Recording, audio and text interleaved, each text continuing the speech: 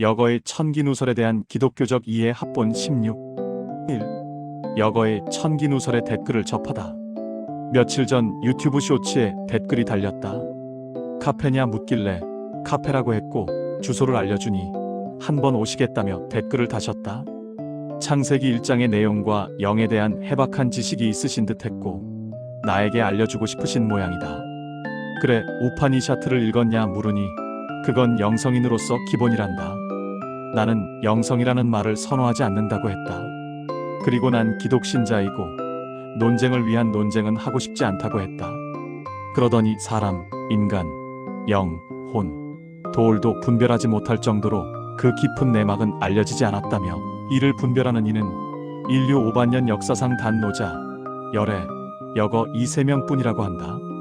나는 세계사적으로 메시아가 수없이 많았고 한국에도 메시아 예수라 일컫는 사이비가 많으며 인류가 5만 년도 되지 않았고 3명이라니 정신병 수준 아닌가? 현실을 직시하시고 님에게 주어진 일에 최선을 다하며 행복하고 의미있게 사시라고 답했다. 그 후 댓글은 없었다. 호기심에 유튜브에서 관련 정보를 찾아보니 이런 글이 있었다. 영에 대한 해박한 지식이 있으면 가르쳐달라고 답을 한 후 이런 글을 발견했다. 여거 천기누설 자신은 득도자로 신들과 소통했으며 천기를 깨달아 성불하였고 3명에게 교차 검증을 받았으며 종교와 의식에 개어 영으로 깨워 종교혁명에 동참해야 한다고 피력되어 있었다. 세계사적 인류 문명적으로 우르는 약 3,000년 많아야 5,000년이 정설이며 최근 튀르키예에 발견된 괴클리 테페가 고고학적 주제로 약 10,000년 정도라 하지만 아직 학계 정설로 인정되지 않았다. 그는 노자와 열애를 거론하며 열애의 이름을 딴 여거로서 자신이 세계적인 살아있는 노자 열애의 뒤를 잇는다고 주장하는 듯하다. 이런 점들을 볼 때 나로선 정신병자 수준이라는 생각이 든다. 근 5,000년의 영적 내용을 통달한 듯 말하지만 사실상 실체 없는 낭설이기 때문이다. 이 여거의 천기누설에 대한 짧은 내 생각이다. 이런 여거의 천기누설에 대한 주장에 대해서는 여러 가지 생각이 든다.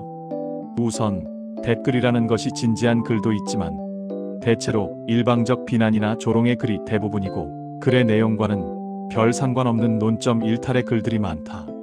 전에도 말했듯이 정통적 기독교적 입장에서 서술되었다고 생각하는 나로서는 큰 실망감이 드는 것이 사실이다. 보다 진지한 신앙적 담론이나 글을 통해 인식의 폭을 넓히고 우주와 세계 그리고 사회적 현상과 인간 마음과 영혼에 대한 위안과 힘을 얻고자 하는 것이 나의 작은 소망이기 때문이다. 즉, 기독교적 세계관으로 우주와 세상을 조망하며 나의 영적인 조명을 해보자는 것인데 말이다. 그런 면에서 여거의 주장은 흥미를 끌면서도 동시에 많은 의문을 남긴다. 천기누설의 근거가 된다는 5만 년 인류의 역사가 과연 어디에서 비롯된 것인지 어떤 문헌이나 고고학적 근거를 토대로 주장하는지 명확히 제시되지 않았기 때문이다.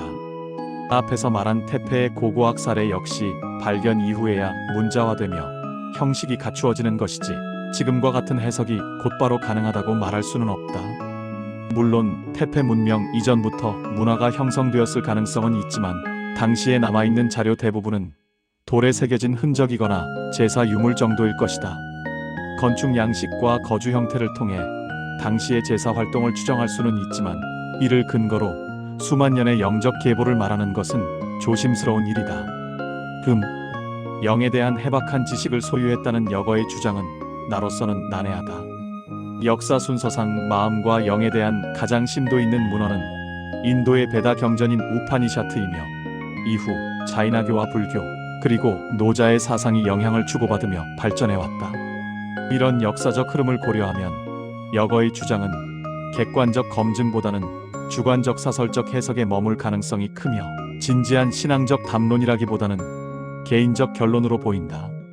결국 중요한 것은 깨달음이라는 이름 아래 무엇을 주장하느냐보다 그것이 검증 가능한 진실이며 사람들의 삶에 실질적 선한 영향력을 남기는가라는 점이라 생각한다. 3. 여거의 천기누설에 대한 나의 소박한 견해. 한편 최근에 거론된 이란의 고대 종교인 조로아스터교의 종교적 현상을 세계 종교의 기원으로 보고 이란과 중국으로부터 서로는 서양의 기독교에 영향을 주었을 것이라는 문화인류학적 공통점을 찾으려는 관점도 있다.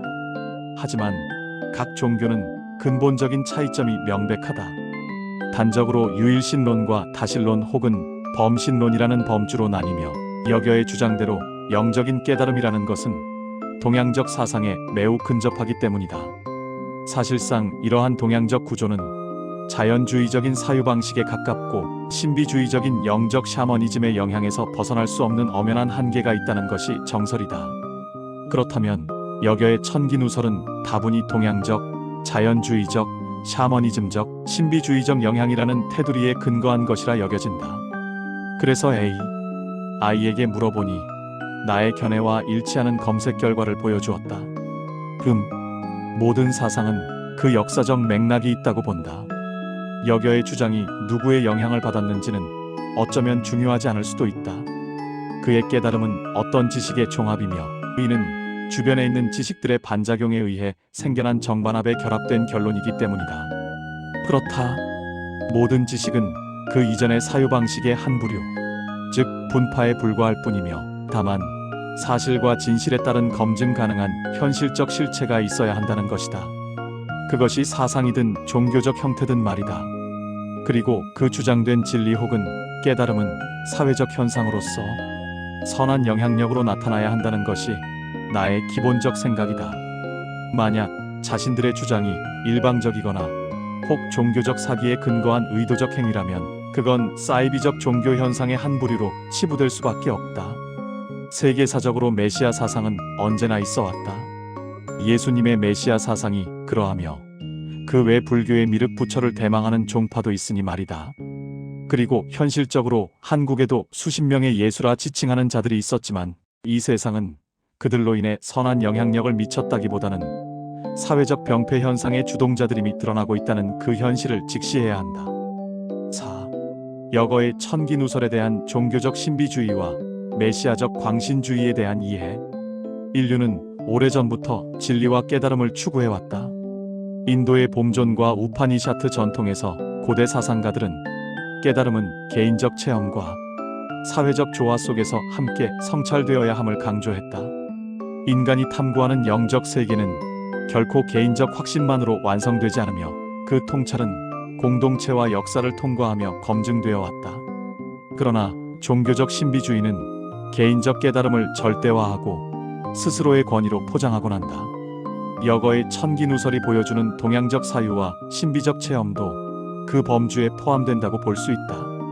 한편 메시아적 광신주의는 스스로 구원자라 선언하는 경우에도 역사적 철학적 검증과 종교적 검증이 필요하다. 중세 유럽의 알비파는 신비적 교리를 내세우다 교회와 충돌하며 박해를 받았고 17세기 영국의 신비주의 운동은 개인적 환상이 집단적 열광으로 이어져 공동체 내 갈등을 낳았다. 19세기 미국의 조지프 스미스와 몰몬교 초기 운동 역시 광신적 확신과 집단적 신앙이 결합했을 때 사회적 논쟁과 분열을 초래했음을 보여준다. 더 나아가 20세기 초 러시아의 라자루스 운동과 같은 사례는 소수 지도자의 주장과 신비적 체험이 공동체 내에서 실제 갈등과 사회적 부담으로 이어질 수 있음을 보여준다. 최근 논란이 된 인도의 봄존 부처 환생 사례도 이와 유사한 맥락으로 볼 수 있다. 역사 속에서 메시아적 대망 사상은 늘 존재했지만 개인적 우상화와 사이비적 색채가 강했으며 선한 종교적 영향보다는 사회적 혼란과 갈등을 남긴 경우가 많았다. 결국 깨달음과 영적 주장은 교리적 내용과 실제적 선한 종교 행위, 즉 검증 가능하고 사회적 선한 결과가 동반될 때 의미를 가진다. 여거의 천기누설은 흥미로운 사유 실험일 수 있으나 역사적 철학적 검증과 사회적 책임 없이 단순한 낭설에 머물 위험이 크다. 깨달음이란 무엇을 말하느냐도 중요하지만 그것이 현실, 세계 사람들에게 어떤 교리적 가르침과 영향을 남기는지가 더 중요하다. 그 깨달음이 선하지 못하다면 지혜의 이름은 결국 허상으로 남을 가능성이 크다. 5. 디지털 시대, 정보 홍수와 진실의 검증과 바른 해석을 위해서 오늘날 우리는 이전과 비교할 수 없을 정도로 방대한 정보를 공유받으며 살아간다. 누구나 디지털 매체를 통해 자신이 얻은 깨달음이나 사유를 나눌 수 있고 이를 통해 자신의 체험과 주장을 표현할 자유가 있다. 그러나 그 정보가 사실인지 허구인지 진실성을 검증하고 해석하는 성찰은 필수적이다. 단순한 감정적 표출이나 개인적 확신만으로 판단할 경우 그 여파는 사회적 논쟁과 혼란으로 이어질 수 있다. 일부 정보는 사실처럼 포장되어 빠르게 확산되지만 확인되지 않은 허위 정보와 과장된 주장은 공동체 신뢰와 사회적 질서를 위협할 수 있다. 인간은 본래 자신이 아는 것을 확신하려는 심리를 지니며 사회적 권위와 영향력을 확보하려는 욕망은 디지털 환경에서 더욱 강조된다. 역사적으로도 검증되지 않은 주장이 공동체에 미친 영향은 수없이 발견된다. 십자군 전쟁에서의 종교적 선동과 마녀 사냥의 잔혹함, 20세기 초 러시아 소수 영적 운동의 갈등, 21세기 일부 사이비적 영적 지도자들이 온라인 매체를 통해 확산시킨 주장 등은 모두 정보 검증의 부재가 공동체적 부담으로 이어진 사례다. 푸유 리서치 센터 2024에 따르면 온라인 정보의 약 59%는 사실, 확인이 어렵거나 부정확한 상태로 유통된다. 이처럼 바른 사실과 해석의 구분은 단순한 지적 행위를 넘어 사회적 책임과 연결된다. 진정한 사색과 철학적 성찰은 무엇을 주장했는가보다 그 주장이 사람들의 삶과 영혼에 어떠한 울림과 변화를 남기는가를 묻는다. 검증되지 않은 정보는 허상으로 끝나지만 검증 가능하고 사회적 선함을 담보한 정보와 그로 인한 행동은 인간과 공동체를 향한 지혜가 된다. 디지털 시대의 깨달음은 정보의 양에서 나오는 것이 아니라 그 속에서 인간의 삶을 풍요롭게 하고 공동체를 건강하게 만드는 힘을 분별하는 성찰에 있다. 공인된 자료와 통계, 전문가의 검증은 필수적이며 우리는 스스로 판단하되 정보의 출처를 확인하고 사실과 해석을 구분하는 책임을 져야 한다. 그렇게 할 때 깨달음과 지혜는 단순한 허상이 아닌 현실 속 삶의 빛으로 나타날 수 있다. 6.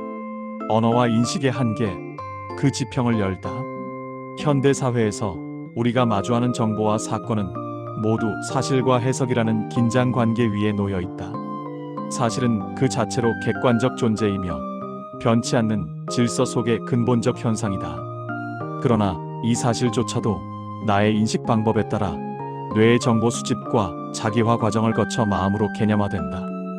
결국 사실을 단순히 수용하는 것이 아니라 자신의 인식 경험과 선입견이라는 가치관을 통해 끊임없는 자기화로 확장된다. 사실은 언어를 통해 개념화된다. 그렇다 해도 언어로 표현된 것은 결코 사실 그 자체를 완전하게 서술하지 못하며 단지 공통화한 결과에 불과하다. 언어로 표현된 해석은 단순한 부차적 과정이 아니라 인간 인식의 본질적 기능으로 언어를 통해 세계를 구조화하고 개념화하며 경험 속에서 사실을 구체적으로 의미화한다. 따라서 언어 없이는 개념적 사유가 불가능하다. 언어는 본질적으로 불완전하며 단어의 의미는 종종 모호하여 의도치 않은 왜곡을 낳는다. 배경적 맥락이 개입될수록 의미는 더욱 복잡해지고 사실은 해석을 거치면서 다층적이고 불확실한 형태로 전달될 수밖에 없다는 것이 현대 해석적 흐름이다. 이 문제는 단순한 인식론적 한계를 넘어선다. 따라서 사실과 해석의 성찰은 단순한 철학적 논의를 넘어 인간과 언어, 그리고 하나님의 진리 사이의 근본적 관계를 탐구하는 영적 여정이 된다.